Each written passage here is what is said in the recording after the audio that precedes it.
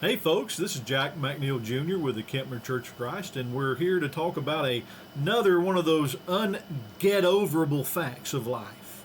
There are some things in life that just really, they cannot be changed, and so you might as well, you can't get over them, so they are just ungetoverable facts. They're things that just won't change.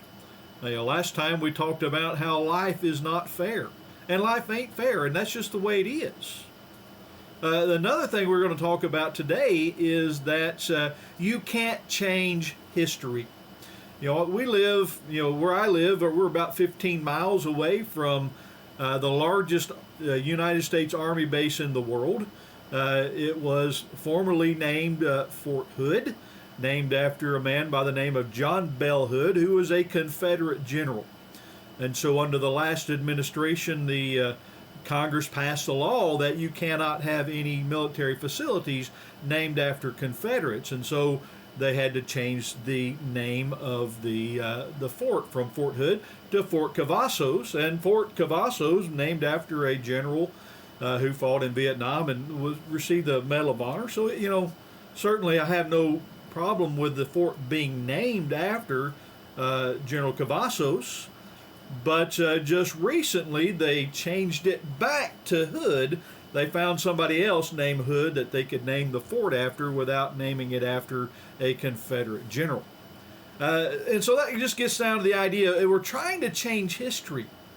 They're everywhere you look, they're taking down statues of Robert E. Lee, they're taking down statues of Abraham Lincoln, and all these people because their views in the past don't really line up with modern sensibilities. And so it's one of those things, it's like they're trying to change history, and what happens if we forget history, how it actually happened? We're doomed to repeat it.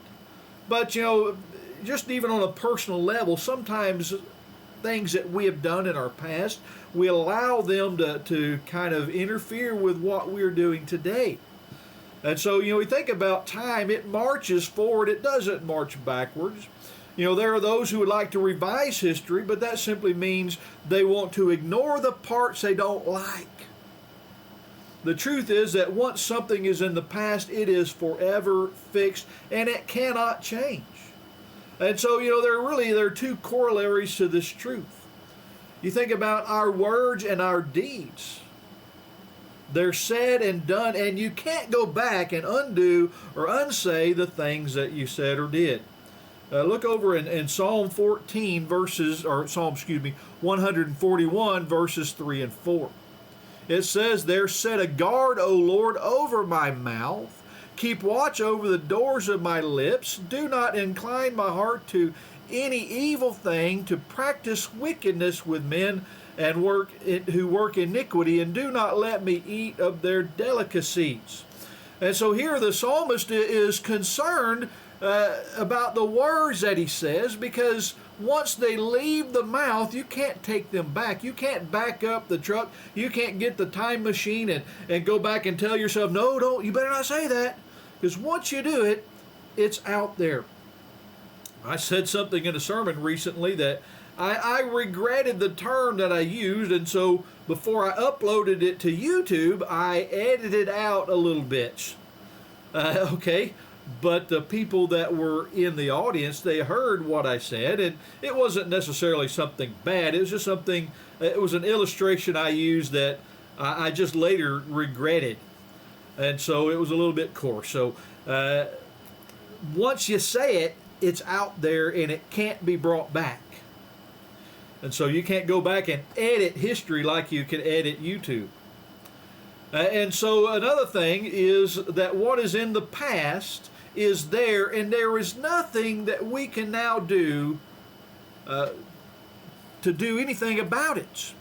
In Philippians 3, verses 13 and 14, here Paul, you think about as Paul writes this, he is a man who at one time had persecuted the church. He had brought people to prison. He had caused the death of Christians.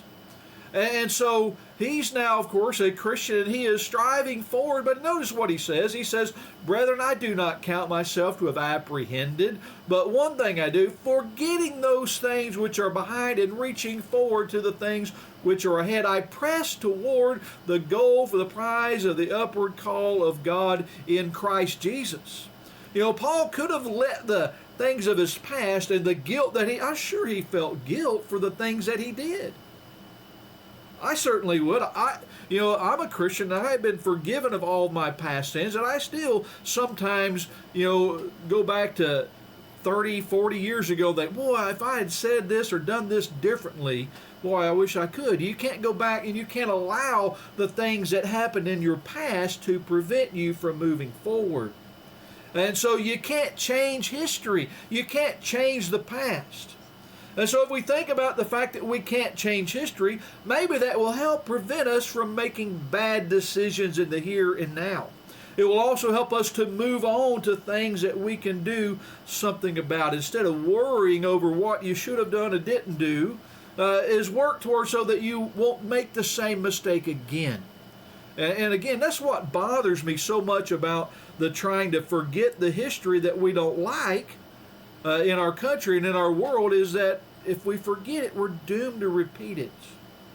We need to just make sure we learn the lessons from history and don't make the same mistake again.